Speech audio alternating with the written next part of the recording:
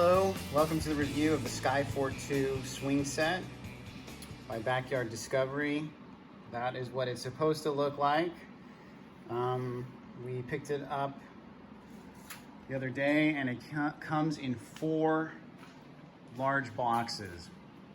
They're pretty heavy, but we picked it up in 2 pickup trucks. So we got, it took 2 loads. We picked up 2 boxes at a time. The first thing that we did is we unloaded it, unpacked everything that was in the boxes, and we categorized them according to the alphabet. So we put, every piece is labeled.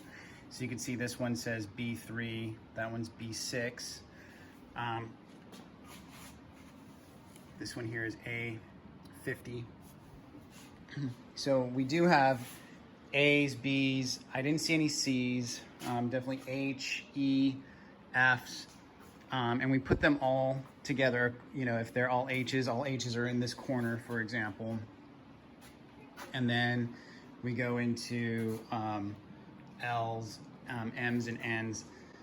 And although there's a lot of pieces, it's not like there is every alphabet letter and it goes all the way through Z. There is an end in sight as you start unpacking it.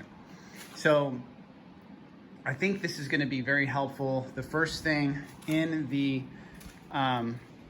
what's nice about the instructions is that it has all the parts descriptions, the tools required, but it identifies every single piece. So even if there is some labeling that is, you know, hard to tell if it's you know, what it's labeled, if it's an L23 or an M23, if you can't tell if it's faded, you can come here and you can see the measurements of each piece and see what it's supposed to look like.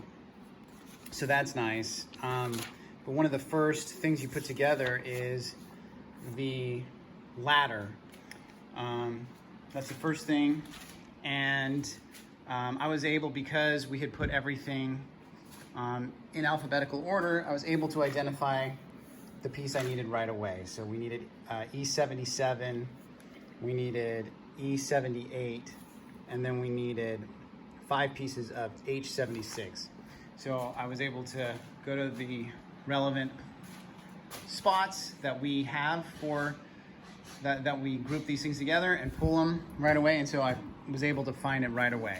One of the things, the challenge is just the amount of hardware. The good thing is that they've labeled everything, but you've got to keep organized. We found that you can see that the parts are listed here, and the most important part here is the end, the last 2 digits or 3 digits.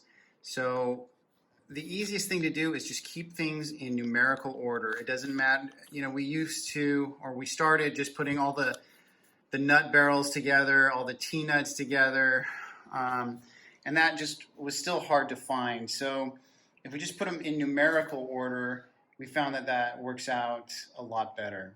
Okay, so we had to move things around, and we're starting to build the fort assembly here, and we tested just to make sure we could get out of the garage. If we tilted it just the right way, we'd rather do that since there's air con in here. So one thing that we had an issue with is one of the floor joists that we're putting on here. It said to put some screws in the side for the floor joist, but when we went to do that, we split the wood. So amateur mistake. We should have pre-drilled right through there. Should have used a 1/8 drill bit and went in, and so we did that. Again, it's split on the other side, but I think we were able to salvage it. But just a heads up on that, you're gonna wanna pre-drill. It doesn't say to do that, but it's we'll be doing that from here on out for sure. Okay, so I'm at the point here where we are putting in the railings, and each one of these pieces, it needs 3 inches in between.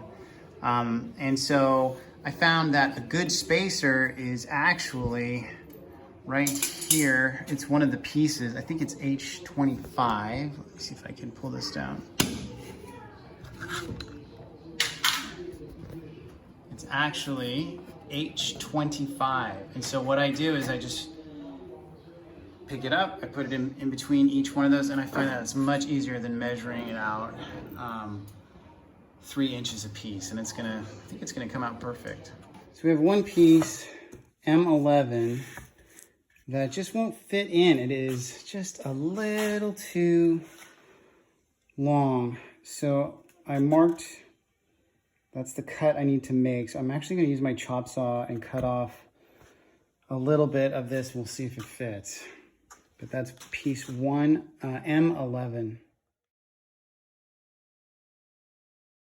So we brought it outside and started working on it. The biggest problem was the foundation.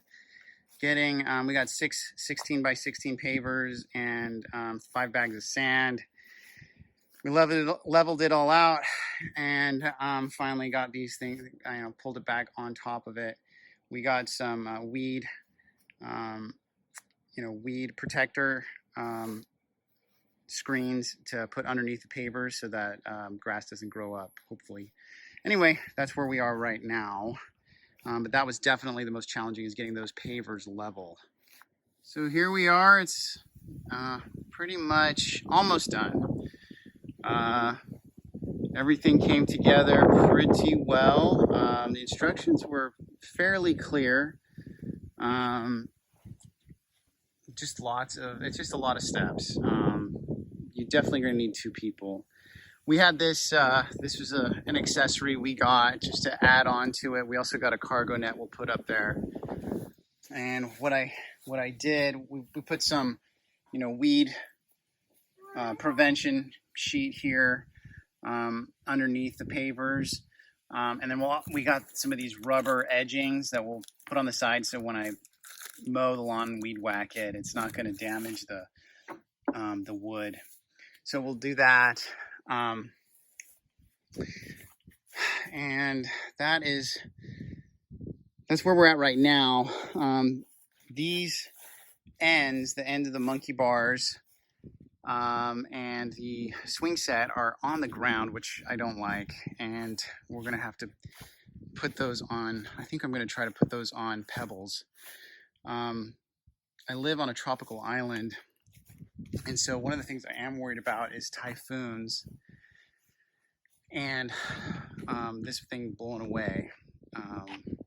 So what I did get was a bunch of these from Home Depot. They're 16-inch lawn anchors, kind of like a corkscrew, that are going to go in, and then I'll strap it to the base and to the sides. I got 12 of them, and from what I can read online, they're pretty heavy duty. They feel heavy duty.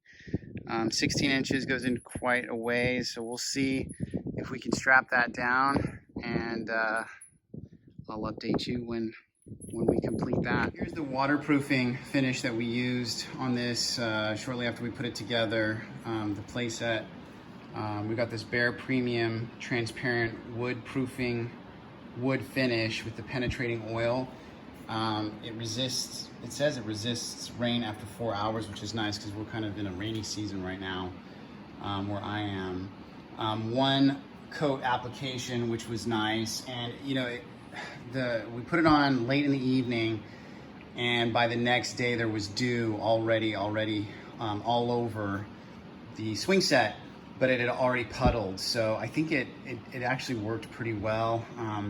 And with this, we did not need to do, although we did some taping, we did not need to. It was completely unnecessary, which is great because of all the hardware that's on here. So save yourself some time, get something that's transparent. You can just roll over some of that stuff without having to worry about it. So here's the semi-finished product after waterproofing it and putting the anchors in. You can see one of the orange anchors right there. The set does come with anchors itself, but I wanted to put some additional ones. Here's one of the anchors that the set came with here on the rock wall, and then here's another one, but I wanted to add some additional anchors. So there's that orange auger anchor.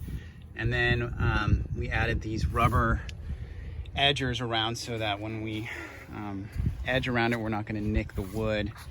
On the edges here, we decided, you know, the main playset is held up with pavers, but these were laying on the grass and I didn't like that. So we threw gravel on that and we covered it with an edger. It's not quite straight, but it's gonna get the job done. And the kids are absolutely enjoying it. We were able to put in the sand and the kids are just having a blast right now. We're really happy with the purchase. Took about 4 days, 2 people, 10-hour days, 4 10-hour days with 2 adults. You can do it. It's not overly complex, but it does take time. This, of course, is just a accessory that we have, this rope swing, and then we're probably gonna add a cargo net. We already bought the cargo net, but I haven't put it up yet. And we're probably gonna put that right here so that they have an option to climb up and down a different way. So just to add some extra fun. Anyway, we're happy with the purchase, and good luck if you guys end up deciding to get the SkyFort 2. Thanks for watching. You want more pushes? You guys can do it yourselves. Watch. There you go.